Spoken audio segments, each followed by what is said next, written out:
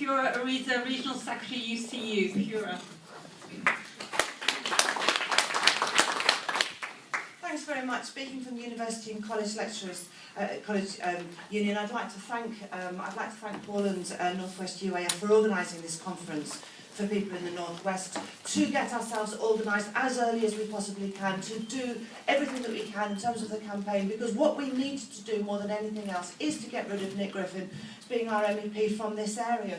UCU is affiliated to UAF and proud to be affiliated to UAF. It's absolutely got a very, very strong commitment to equalities and to fighting against fascism. I brought some of our anti-fascist newsletter with me if anybody would like to take those afterwards.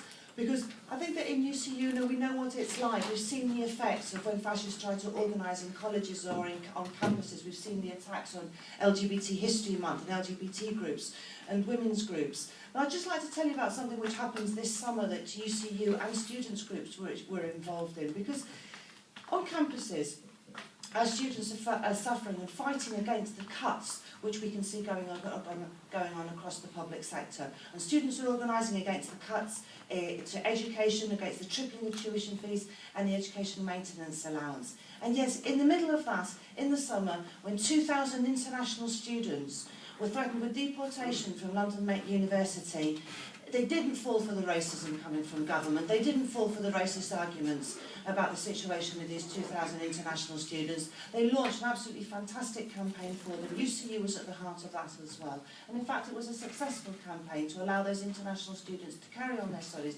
in this country and to come to the end of their studies for the most part of them. And I think why I think that that's significant is that actually we're not quite in the same situation in Greece, in France, in Italy. We've seen open attacks on groups of immigrants, almost to the extent in some cases that you could talk of a pogrom against immigrants.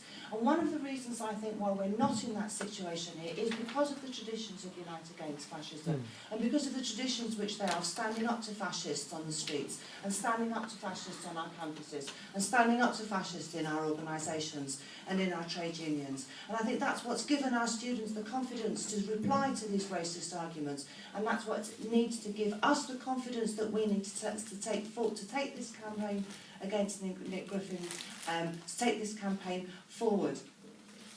A large part of this is a result of us openly organising against the fascists. This is where the inspiration and our arguments come. Nick Griffin, the Griffin Must Go campaign has an excellent tradition to build on. We need to be confident, not complacent, but we should be confident about our past and the past successes that we've had.